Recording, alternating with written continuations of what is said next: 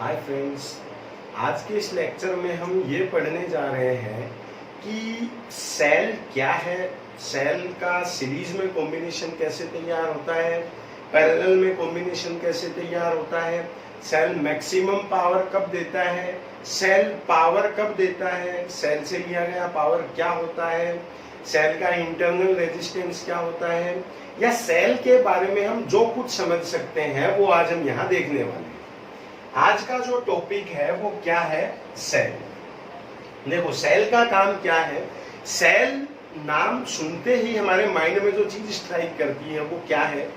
जो हम घर पे देखते हैं 5 रुपए 10 रुपए का एक सेल आता है, घड़ी में डालते हैं, रिमोट में डालते हैं, इन सबके अंदर अगर कभी तोड़ोगे तो कुछ ब्लैक कलर का मटेरियल निकलता है जिसके अंदर कुछ केमिकल्स भरे हुए होते हैं। वो केमिकल जब हम यूज लेते हैं तो हमें इलेक्ट्रिक एनर्जी सप्लाई करते हैं। तो सेल क्या है? Cell is anything which converts chemical energy into electrical energy. Cell क्या है? जो केमिकल एनर्जी को किस एनर्जी में चेंज करता है? इलेक्ट्रिकल एनर्जी में। ये एनर्जी को एक फॉर्म से दूसरे फॉर्म में ट्रांसफॉर्म करता है। किससे किसमें? केमिकल से इलेक्ट्रिकल फॉर्म में। अब सेल कैसे हम बनाते हैं? अब जो सेल हम घड़ी में डालते हैं या अलग अलग तरह के सेल हो सकते हैं, उनका केमिकल कॉम्बिनेशंस होते हैं अलग अलग। हम जो सिंपल सेल समझेंगे उस सेल का मतलब ये होगा कि एक हम लेक्लांसी सेल सुनते हैं जो फिजिक्स की लैब में काम में आता है, और ऐसा सेल अगर हम घर पे भी चाहे तो बना सकते हैं जिसमें एक जिंक की रोड होती है और एक दूसरी रोड। 2 रोड हमारे पास में है, एक पॉजिटिव के लिए लेनी है और दूसरी नेगेटिव के लिए। मतलब यहाँ हमें एक पॉजिटिव टर्मिनल लेना है, दूसरा हमें नेगेटिव टर्मिनल लेना है। 2 टर्मिनल यहाँ पे होंगे। इसके बीच में आप वाटर ले सकते हो जिसमें आप NH4Cl मिला सकते हो, NaCl मिला सकते हो। मतलब ऐसा कोई भी केमिकल कंपाउंड जो अपने आयंस में डिवाइड होने के बाद एक पॉजिटिव चीज देता हो और दूसरी क्या देता हो? नेगेटिव देता हो। तो जैसे NH4Cl जब अपने पार्ट्स में डिवाइड होगा तो NH4 प्लस बनाएगा और Cl क्या बना देगा? माइनस। यूं ही जब NaCl होगा तो Na प्लस बना देगा और Cl क्या बना देगा? माइनस। इसमें पॉजिटिव आयंस भी हैं और नेगेटिव आयंस भी हैं। अब इस सेल को जो हम देख रहे हैं सामने, इस कंडीशन में अगर इन दोनों इलेक्ट्रोडों के बीच पोटेंशियल डिफरेंस लिया जाए, मतलब इसका पोटेंशियल और इसका पोटेंशियल, इन दोनों के बीच अगर पोटेंशियल डिफरेंस लिया जाए तो उसको हम बोलते हैं E या EMF या इलेक्ट्रोमोटिव फोर्स। ये एक तरह का वोल्टेज है, नाम इसका इलेक्ट्रोमोटिव फोर्स है। ये फोर्स नहीं है, ये एक वोल्टेज की तरह काम करता है क्या? When a cell is in open circuit, जब किसी सेल को हम ओपन सर्किट में काम में लेते हैं, क्या कहेंगे हम? When a cell is in open circuit then potential difference between its electrode is called as EMF। इसको E से लिखते हैं। ये E क्या है? जब आप मार्केट से सेल खरीदोगे उसके ऊपर लिखा हुआ मिलता है 1.5 वोल्ट, किसी पे मान लो 6 वोल्ट लिखा हुआ है। अलग अलग सेल जो हम लेते हैं उसके ऊपर जो वोल्टेज मार्किंग किया हुआ है कि कितने वोल्ट का सेल है, वो जो मार्किंग है वो उसका EMF है। What is EMF? EMF is potential difference between the electrodes of a cell when it is in open circuit. जब ये ओपन सर्किट में, जब इसको हम काम में नहीं ले रहे हैं, ओपन सर्किट का मतलब है जेब में हो सकता है, दुकान पे हो सकता है, मतलब उसको अभी हम काम में नहीं ले रहे हैं, वो हमारे पास है। जब उसको काम में लेंगे, घड़ी में डाल देते हैं, रिमोट में डाल देते हैं, तब वो क्लोज सर्किट में, मतलब उसका करंट फ्लो होके आ रहा है वापस। ये क्लोज सर्किट जब तक वो ओपन है, जेब में है, तो उसके दोनों टर्मिनल फ्री हैं। इसलिए इसको कौन सी कंडीशन बोलते हैं?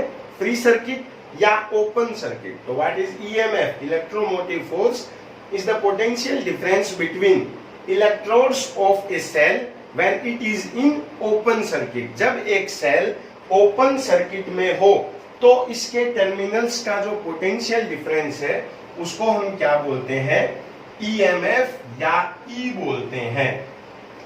अब हम इसी सेल को क्लोज सर्किट में लेंगे, मतलब हम इसको घड़ी में डाल देते हैं। तो देखो ओपन सर्किट की कंडीशन कुछ इस तरह से थी, ये पॉजिटिव है, ये नेगेटिव है, ये इसका इलेक्ट्रोलाइट सॉल्यूशन। जैसे ही इसको काम में लेंगे तो ये दोनों इलेक्ट्रोड है, कोई चेंज नहीं है, यहां से चार्ज आता है, इसमें रेजिस्टेंस में जाता है और फिर से इधर आ जाता है। यहां जब ऊपर जाता है, ये है अपना लोड रेजिस्टेंस। लोड मतलब जहां हमें इस वोल्टेज को काम में लेना है, सेल हो सकता है, सॉरी रिमोट हो सकता है, किसी बच्चे का खिलौना हो सकता है, कोई भी चीज। जब ये आर है, ये लोड रेजिस्टेंस है। यहाँ ये कैसे सर्किट में था, ओपन सर्किट में था, यहाँ ये कैसे सर्किट में था, क्लोज सर्किट में था। अब यहां से मान लो आई करंट चलता है, आई करंट आता है इधर, फिर जाता है इधर, घूम के आता है इधर, फिर आता है इधर, अब उतरता है नीचे, फिर इस सॉल्यूशन में से आता है, फिर से इस इलेक्ट्रोड में, और फिर चला जाता है ऊपर। ऊपर जब जाता है तो इस रेजिस्टेंस पे जो वोल्टेज कंजम्पशन है वो आता है I इंटू कैपिटल R। इस V को बोलते हैं टर्मिनल वोल्टेज, मतलब ईएमएफ का वो पार्ट जो हमारे काम में आता है, जो लोड रेजिस्टेंस पे कंजम्पशन में आता है, उसको बोलते हैं terminal voltage. What is terminal voltage? Potential difference between electrodes of a cell in open circuit. जब ओपन सर्किट में इसको काम लेते हैं तब इसके जो इलेक्ट्रोड्स हैं इनके बीच में जो पोटेंशियल डिफरेंस है उसको बोलते हैं टर्मिनल वोल्टेज। कई बार क्वेश्चन आता है बोर्ड एग्जाम्स में, what is the difference between EMF and terminal voltage? EMF is in open circuit while terminal voltage in close circuit. EMF जो ई था ये क्या था, ओपन सर्किट में था, और जो टर्मिनल वोल्टेज है वो क्लोज सर्किट में है। अब यहां से जब करंट आगे आता है तो इस सॉल्यूशन में जब इलेक्ट्रॉन चलते हैं तो सॉल्यूशन की वजह से कुछ रुकावट या कुछ ऑब्स्टेकल्स क्रिएट होते हैं। इस रेजिस्टेंस को बोलते हैं internal resistance. What is internal resistance? The obstacles created by the electrolyte solution is called as internal resistance. इसको बोलते हैं स्मॉल आर से। What is internal resistance? It is obstacles created by electrolyte solution। इसकी वजह से जो काम में रेजिस्टेंस आता है वो होता है स्मॉल आर। यहां जो वोल्टेज कंजम्पशन होता है वो होता है V इज इक्वल्स टू, क्या पढ़ते हैं उस लो से, I R, I into small r. तो जो नेट ईएमएफ ई था उसका आई आर तो आता है यहाँ पे, प्लस आई आर यूज होता है यहाँ पे। इसको बोलते हैं cell equation. E is equals to I R plus I into small r. इसको हमने क्या लिखा है, V लिखा है, इसी को लिख सकते हैं V प्लस आई आर, ये भी सही है। और E is equals to V plus I की जगह हम क्या लिख सकते हैं, V अपॉन R, तो ये भी लिख सकते हैं V upon R into R। ये तीनों सेल इक्वेशन को इंटीग्रेट करते हैं। कैसे इन पे क्वेश्चन आता है ये मैं आपको एक्सप्लेन करूंगा। तीनों सेल इक्वेशन है, I करंट है जो सेल दे रहा है, R एक्सटर्नल रेजिस्टेंस है, ये R क्या है, this is external resistance. I फिर से करंट है, R क्या है, स्मॉल r इंटरनल रेजिस्टेंस, तो किसकी वजह से, इलेक्ट्रोलाइट सॉल्यूशन की वजह से। E है EMF है, V क्या है, टर्मिनल वोल्टेज है, I करंट है, स्मॉल r इंटरनल रेजिस्टेंस है, E EMF है, V वोल्टेज है, V वोल्टेज है या टर्मिनल वोल्टेज है, R एक्सटर्नल रेजिस्टेंस और स्मॉल r इंटरनल रेजिस्टेंस है। अब इन तीनों सेल इक्वेशन को कैसे सोल्व किया जा सकता है, कैसे इस पे क्वेश्चन पूछा जा सकता है, ये हम आगे लेके चलते हैं।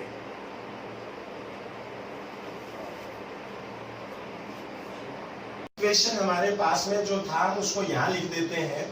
E is equals to V plus I R E is equals to V plus I into capital R और E is equals to V plus V upon R into R, ये सॉरी स्मॉल r था। मैं आपको इन तीनों पे एक एक question करके दिखाता हूँ।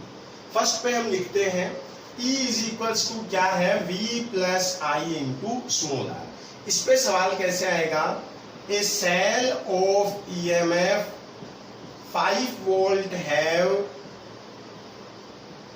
terminal voltage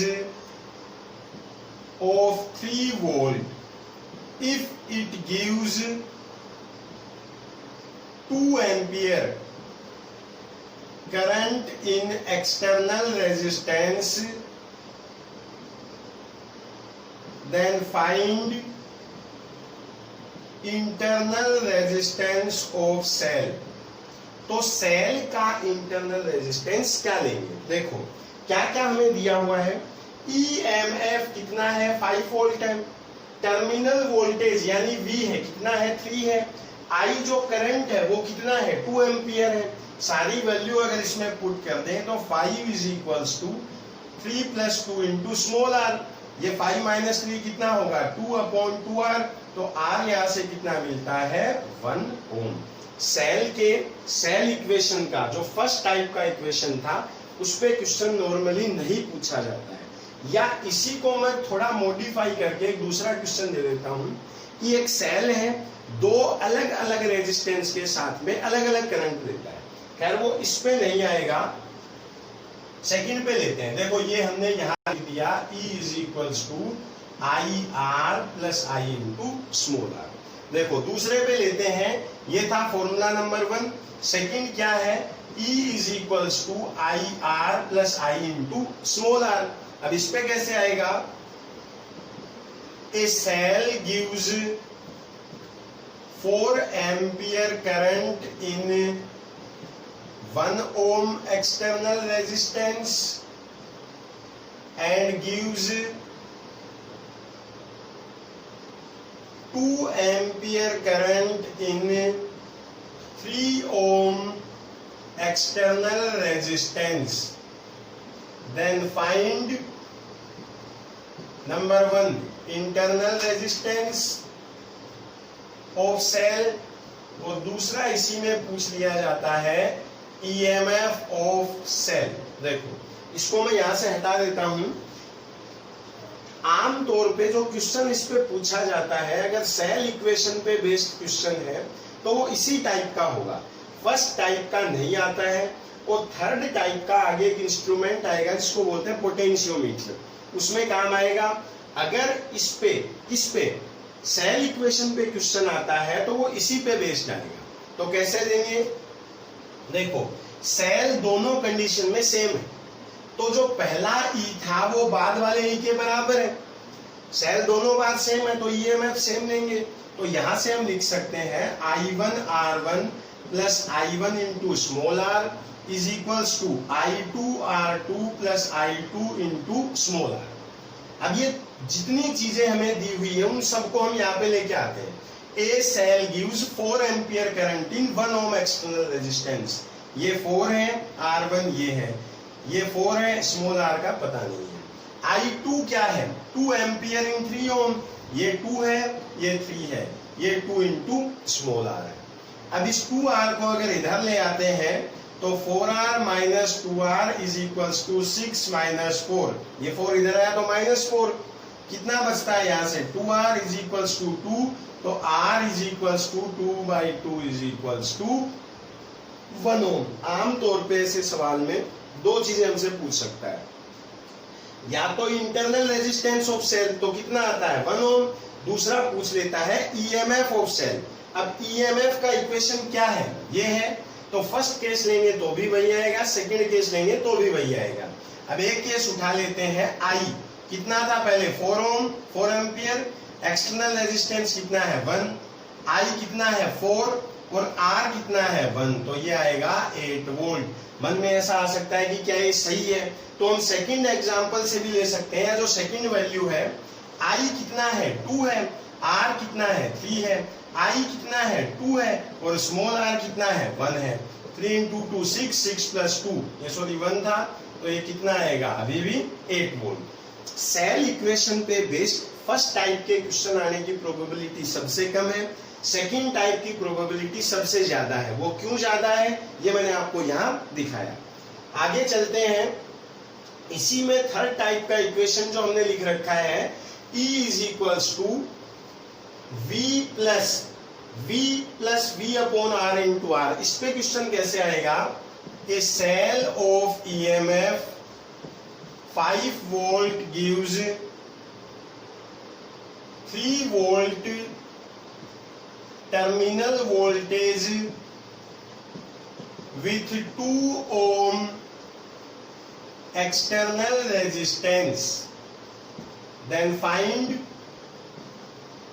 small r। तो स्मॉल r कितना होगा, देखो E दे रखा है, कितना EMF है 5 है, ये लो 5। V टर्मिनल वोल्टेज कितना है 3 है, तो 3 प्लस V कितना है 3 है। एक्सटर्नल रेजिस्टेंस कितना है 2, हमने अभी कहा था एक्सटर्नल रेजिस्टेंस का मतलब है capital R into small r। 5 into 5 minus 3 कितना होगा 2 इज इक्वल्स टू 3/2R, तो R इज इक्वल्स टू आएगा 4/3। सेल इक्वेशन पे 3 तरह के क्वेश्चन हमारे सामने आ सकते थे, ये या ये तीनों हमने डिस्कस किए। अब हम बात करते हैं, अभी जो आया था सेल का इंटरनल रेजिस्टेंस, वो किस किस चीज पे डिपेंड करता है, उन सबको हम यहाँ देखते हैं। क्या, how internal resistance of a cell change. देखो मान लो ये कोई सेल है, यहां ये 2 इलेक्ट्रोड है, ये पॉजिटिव है और ये नेगेटिव है। अब यहां से मान लो एक बार तो ये इतने डूबे हुए हैं, यहां तक मर्ज किए हुए हैं, और एक केस में मान लो ये यहां तक डूबे हुए हैं। अब यहां जो करंट आता है उसको तो सिर्फ इतने लिक्विड में चलना है, यहां से चलेगा।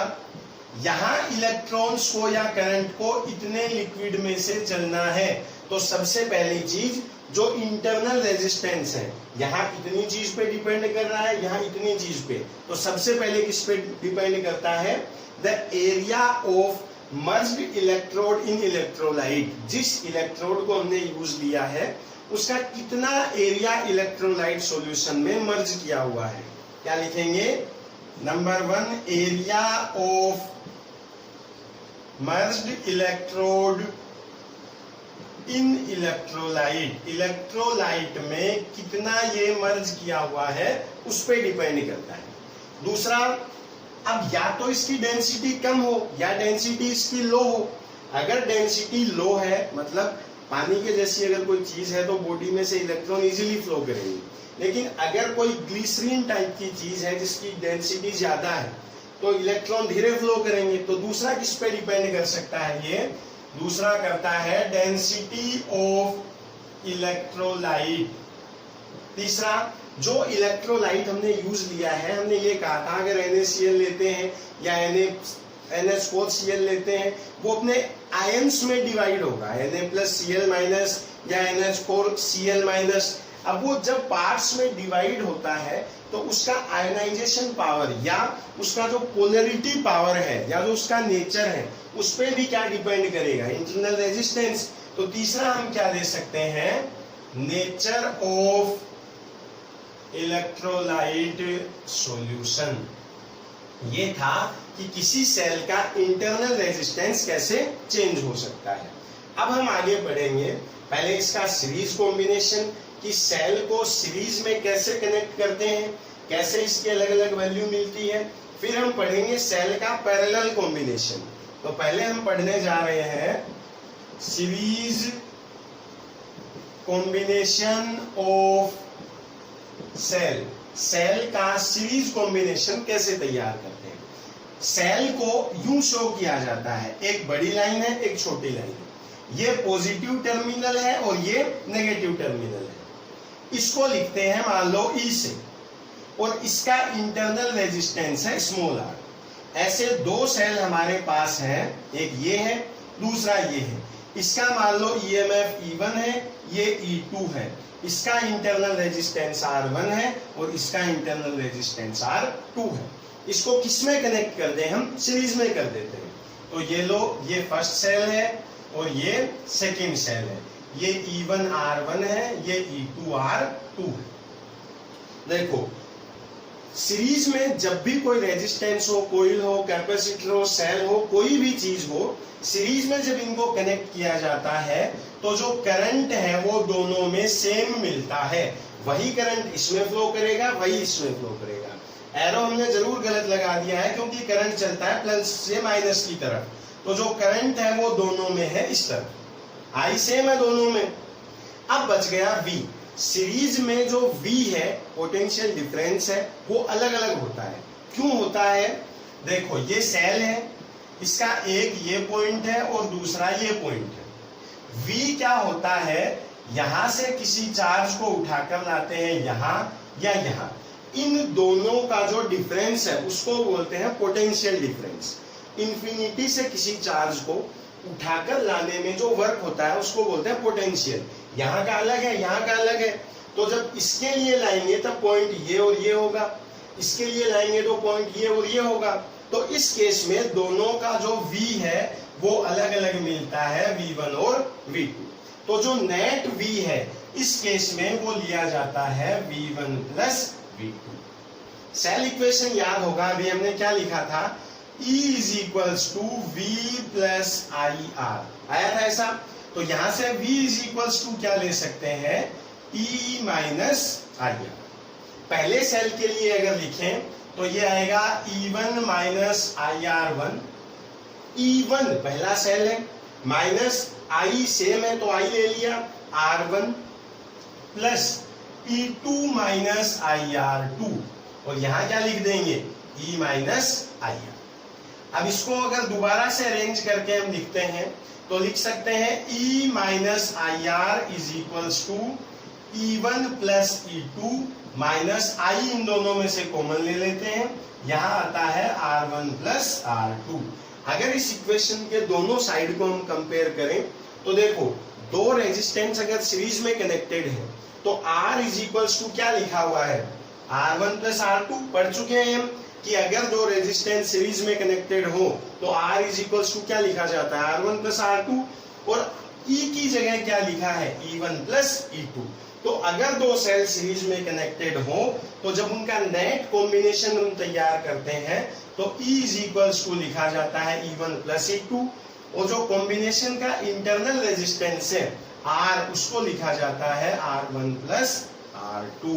ये था, अगर दो सेलों को सीरीज में कनेक्ट किया जाए तो जो कॉम्बिनेशन है वो किस तरह से तैयार किया जाता है।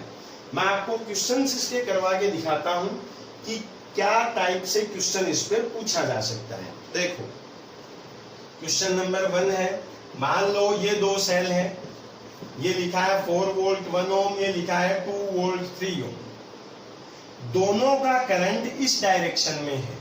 जब दोनों का करंट सेम डायरेक्शन में हो तो हमने भी क्या लिखा था, E इज इक्वल्स टू लिख देते हैं E1 प्लस E2, और R इज इक्वल्स टू लिख देते हैं R1 प्लस R2। अब E1 प्लस E2, E1 है 4, E2 है 2, तो ये लो 4 plus 2 is equals to 6 volt. इनके कॉम्बिनेशन से जो सेल तैयार करेंगे, दोनों का प्लस इधर है तो प्लस यहाँ रहेगा, माइनस यहाँ रहेगा। वोल्टेज कितना है इसका, EMF सॉरी कितना है, 6 वोल्ट। R कितना है, R1 प्लस R2, R1 कितना है 1 ओम, R2 कितना है 3 ओम। तो क्या लिखेंगे, 1 प्लस 3 इज इक्वल्स टू 4 ओम। तो जो सेल है इसका EMF है 6 वोल्ट और R कितना है 4 ओम। अगर इन्हीं सेलों को हम यूं कनेक्ट कर दें, 4 वोल्ट 1 ओम, 2 वोल्ट 3 ओम, देखो क्या डिफरेंस है। इसमें दोनों का करंट उस साइड में फ्लो कर रहा था, लेकिन इसका करंट है इस डायरेक्शन में और इसका करंट है इधर। अब दोनों का जब E लिखा जाता है तो E1 प्लस E2 की जगह E1 माइनस E2 लिख दिया जाता है। क्या लिखेंगे, E1 माइनस E2। तो 4 minus 2 is equals to 2 volt. मन में आ सकता है यहाँ 6 वोल्ट होता तो क्या होता, तो भी हम 6 माइनस 4 करते हैं, ऐसा नहीं है कि -2 ले लेंगे। ध्यान क्या रखेंगे, जो सेल बड़ा है, जिसका ईएमएफ ज्यादा है, उसका पॉजिटिव टर्मिनल उसी के साइड में लिया जाएगा। अगर ये 6 वोल्ट होता तो हम प्लस बनाते इधर, अब 4 वोल्ट बड़ा है तो बनाया इधर। ई कितना है, 2 वोल्ट। अगला सवाल, क्या हम रेजिस्टेंस, इंटरनल रेजिस्टेंस भी R1 माइनस R2 कर देंगे? नहीं, रेजिस्टेंस चाहे कैसे भी हो, ये हमेशा R1 प्लस R2 ही लिखा जाता है। तो यहाँ 1 प्लस 3 कितना होगा, 4 ओम। देखो क्या चेंज है, यहाँ जो ईएमएफ था वो कितना मिला था, 6 वोल्ट। इंटरनल रेजिस्टेंस कितना था, 4 ओम। यहाँ इंटरनल रेजिस्टेंस तो 4 ओम है, लेकिन जो ईएमएफ 6 वोल्ट मिल रहा था वो अब की बार कितना मिलता है, 2 वोल्ट मिलता है। ये था combination of cell in series, कि अगर दो सेलों को सीरीज में कनेक्ट कर दिया जाए तो जो नेट ईएमएफ है वो किस तरह से चेंज होता है। कहते हैं पैरेलल कॉम्बिनेशन ऑफ सेल। अब हम देखेंगे सेल का पैरेलल कॉम्बिनेशन क्या है। देखो, मान लो ये दो सेल हैं जो इस तरह से कनेक्टेड है। अभी की तरह ये E1 R1 है और ये E2 R2 है। दोनों किस में कनेक्टेड है, पैरेलल में है। पैरेलल में क्या होता है, अगर करंट यहां से आ रहा है I, इसका करंट इधर जाना है, इसका इधर, तो ये करंट I यहाँ पे आते ही दो ब्रांच में डिवाइड हो जाता है। ऊपर जाएगा I1 और नीचे जाएगा I2। ऊपर जाता है I1, नीचे जाता है I2। तो जो I है उसको लिखा जाता है I1 प्लस I2। ठीक है, अब I कैसे लिखते हैं, अभी सेल इक्वेशन हमने लिखा था E is equals to V plus IR आया था ऐसा। हमें क्या लेना है, I, तो E minus V is equals to क्या लिख सकते हैं, IR, या I इज इक्वल्स टू हम क्या लिख सकते हैं, E minus V upon R। इस I से इस पूरे इक्वेशन को स्टेब्लिश करेंगे। यहां आएगा E minus V upon R। पहले सेल के लिए E1 माइनस, पैरेलल में वोल्टेज सेम होता है, इस पे भी V है, इस पे भी V है। क्यों, क्योंकि दोनों का एक पॉइंट यहाँ है, दूसरा पॉइंट यहाँ है। प्राइमरी और इनिशियल और फाइनल पॉइंट सेम होने की वजह से पैरेलल में जो वोल्टेज है वो क्या लेते हैं, सेम। तो E1 minus V upon R1 ये पहले सेल के लिए, और plus E2 minus V upon R2 ये दूसरे सेल के लिए। अब इसको अगर अलग अलग कर दें तो E upon R minus V upon R, इसको लिखेंगे E1 upon R1 minus V upon R1 plus E2 upon R2 minus V upon R2। इसको अलग अलग कर देते हैं, सेपरेट कर देते हैं। अब इसको मैं यहां से हटा देता हूं, क्या लिखेंगे, E upon R minus V upon R, इन दोनों को पास में लिख देते हैं। तो क्या आएगा, E1 upon R1 plus E2 upon R2, इन दोनों में से माइनस V कॉमन ले लें तो 1 upon R1 1 upon R2। E upon R की जगह पे क्या है, E1 upon R1 plus E2 upon R2। तो इसको लिख देते हैं E upon R is equals to है E1 upon R1 plus E2 upon R2। यहां मैं कुछ खाली जगह बचा लेता हूं, minus minus V 1 upon R की जगह क्या है, 1 upon R1 plus 1 upon R2। याद होगा अगर पैरेलल में दो रेजिस्टेंस कनेक्टेड हो R1 और R2, तो जो नेट कॉम्बिनेशन का रेजिस्टेंस है वो दिया जाता है 1 upon R is equals to 1 upon R1 plus 1 upon R2 से। तो पैरेलल कॉम्बिनेशन का रेजिस्टेंस क्या मिलता है, 1 बाई R1 1 बाई R2। यहां से 1 अपॉन R क्या लिख सकते हैं, R1 R2 और ऊपर आएगा R1 प्लस R2। तो देखो E इंटू 1 अपॉन R है, तो क्या लिखेंगे, E 1 अपॉन R की जगह R1 plus R2 upon R1 R2 is equals to, इन दोनों का एलसीएम आएगा R1 R2, ऊपर आएगा E1 R2 plus E2 R1, ये कैंसिल कर दें तो जो E बचता है ये आता है E1 R2 E2 R1 upon R1 plus R2। ये डेरिवेशन है, बोर्ड एग्जाम में पूछा जा सकता है। एग्जैक्टली हमें इसका सिर्फ रिजल्ट याद रखना है। कैसी? ऑब्जेक्टिव एग्जाम के लिए, जिसमें हम E इज इक्वल्स टू क्या लेते हैं, E1 R2 plus E2 R1 upon R1 plus R2, और 1 upon R is equals to R1 plus R2 upon R1 R2। तो हम ये कह सकते हैं कि अगर दो सेल इस तरह से कनेक्टेड हो, पहले मैं आपको फॉर्मूले याद करवा देता हूं, उसके बाद हम चलेंगे एग्जाम्पल में, कि अगर ये है E1 R1, ये है E2 R2, तो जो E है ये लिखते हैं E1 R2 plus E2 R1 upon R1 plus R2, और 1 अपॉन R पैरेलल में क्या लिखते थे, 1 upon R1 plus 1 upon R2, या R is equals to R1 R2 upon R1 plus R2। ठीक है, अब मान लो पहले इसका एक एग्जांपल देख लेते हैं। ये दो सेल इस तरह से हमें दे रखे हैं, ये दे रखा है 4 वोल्ट 2 ओम, ये दे रखा है 6 वोल्ट 3 ओम।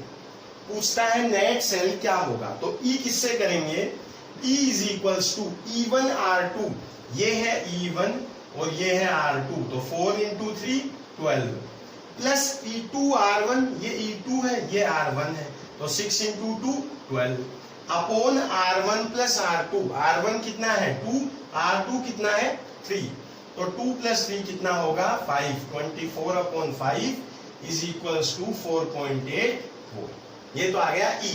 और जो R होगा वो होता है R1 R2 upon R1 plus R2, तो 2 into 3 by 2 plus 3, 6 by 5 is equals to 1.2 volt.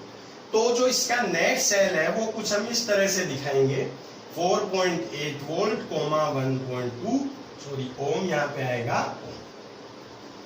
अब मान लो इसी फॉर्मूले में स्लाइड सा चेंज हम कर देते हैं, एक सेल की जो प्लेट की पोलैरिटी है वो चेंज कर देते हैं, मतलब पॉजिटिव की जगह उसको कैसा कर देते हैं, नेगेटिव। इस प्लेट को यहां बड़ा कर देते हैं, यहां छोटा। अब इसका करंट इधर जाएगा, इसका इधर। अगर इस तरह का एग्जाम्पल आए तो जो ऊपर आता है यहाँ प्लस, इसकी जगह कर दिया जाता है माइनस। जो E का फॉर्मूला है वो कर देते हैं E1 R2 minus E2 R1 upon R1 plus R2, और R is equals to R1 R2 upon R1 plus R2। मतलब चेंज जो है वो सिर्फ यहाँ पे शो करते हैं। जैसे मान लो एक एग्जांपल हम ले लेते हैं, यहाँ भी 2 वोल्ट 1 ओम 6 वोल्ट 8 ओम। अब देखो बड़ा सेल है ये, तो जो इफेक्टिव सेल बनाएंगे उसका ये प्लेट इधर लेंगे, बड़ा प्लेट पॉजिटिव प्लेट। E क्या है, E1 R2 minus E2 R1, 2 into 8 16 minus 6 into 1, तो 16 minus 6 upon R1 plus R2 8 plus 9, तो ये आएगा 10/9 वोल्ट। R में कोई चेंज नहीं है, R क्या होता है R1 R2 upon R1 plus R2, तो R आएगा 1 इंटू 8/1 प्लस 8, तो ये आएगा 8/9 ओम। तो जो सेल है वो यहाँ दिखाया जाएगा कुछ इस तरीके से। ये था पैरेलल कॉम्बिनेशन ऑफ सेल, कि अगर दो सेल पैरेलल में कनेक्टेड हो तो जो उनका नेट ईएमएफ है वो किस तरह से कैलकुलेट किया जाता है।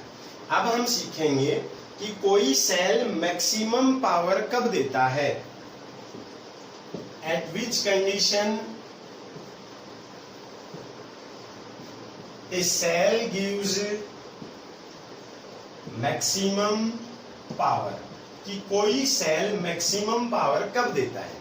देखो सेल के मैक्सिमम पावर का कंडीशन ये लिया जाता है, एक तो यहाँ स्मॉल r था और ऊपर हमने क्या कनेक्ट किया था, कैपिटल R कनेक्ट किया था। तो सेल का मैक्सिमम पावर तब माना जाता है जब स्मॉल r इक्वल हो जाए कैपिटल R के, या सेल का इंटरनल रेजिस्टेंस इक्वल हो जाए किसके, एक्सटर्नल रेजिस्टेंस के। सिंपल सा कंसेप्ट है, याद रखना है इसको, क्या कि सेल मैक्सिमम पावर कब देता है, जब किसी सेल का इंटरनल रेजिस्टेंस एक्सटर्नल रेजिस्टेंस के इक्वल हो जाए।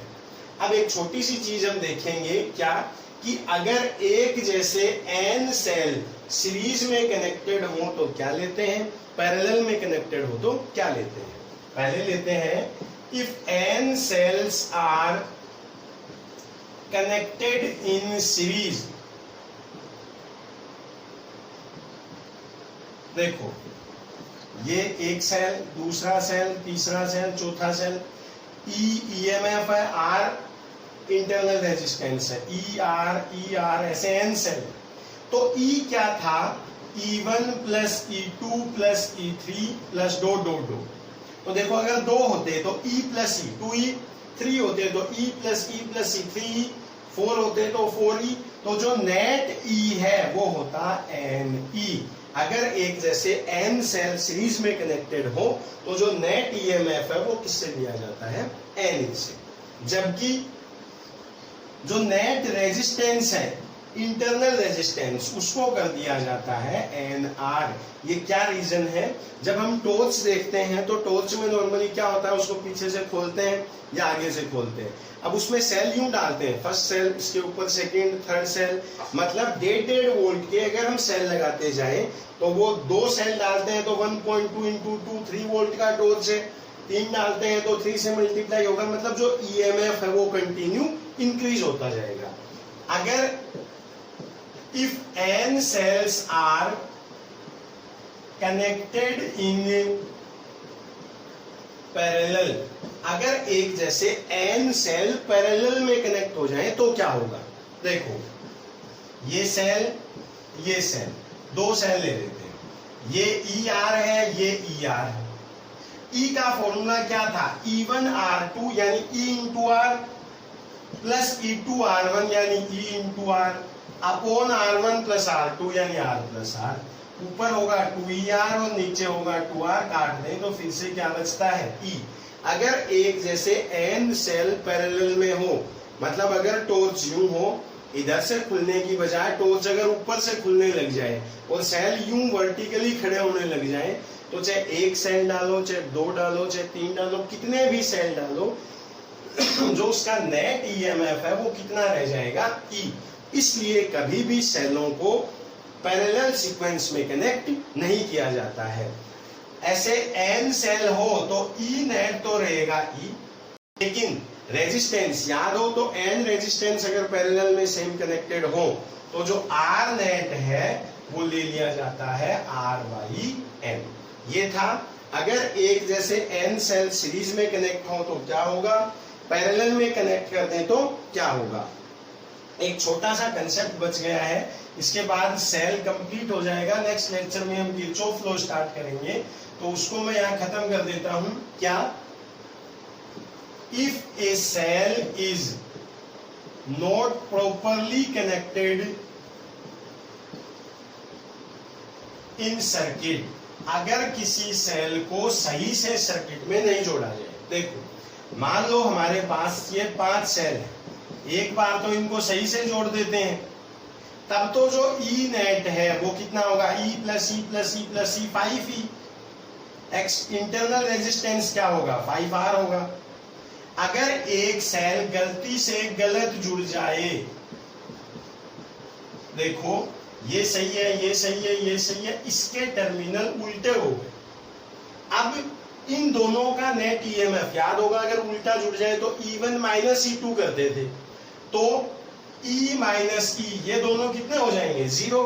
अब जो E नेट बचेगा ये आएगा 3E, E प्लस E, और जो R नेट है ये बचेगा 5R। E चेंज हो गया है, R अगर पहले 5R था तो अभी भी क्या है, 5R। अगर n सेल गलती से कनेक्ट हो जाए, एक सेल दूसरे को खाता है, 2 गलत जुड़ेंगे तो 4 जाएंगे, 4 जुड़ेंगे तो 8 जाएंगे, तो हम यहां से क्या कह सकते हैं, if n cell are not properly connected in series of m cell, m cell थे उसमें से n गलत जुड़ गए, तो मिलना तो कितना था, me। अब n गलत है, वो n को और खराब करेंगे, तो -2n इंटू ई, या m माइनस 2n इंटू ई जो है ये E नेट दिया जाता है। ये था सेल क्या होता है, कैसे ये इंटरनल एनर्जी को एक्सटर्नल, ये सॉरी केमिकल एनर्जी को इलेक्ट्रिकल एनर्जी में कन्वर्ट करता है, कैसे इसको सीरीज में कनेक्ट करते हैं, सेल इक्वेशन क्या है, पैरेलल में कैसे कनेक्ट करते हैं, मैक्सिमम पावर कब देता है, एन सेल कनेक्टेड हो तो क्या होता है, अगर कोई सेल गलती से गलत जुड़ जाए तो क्या होता है।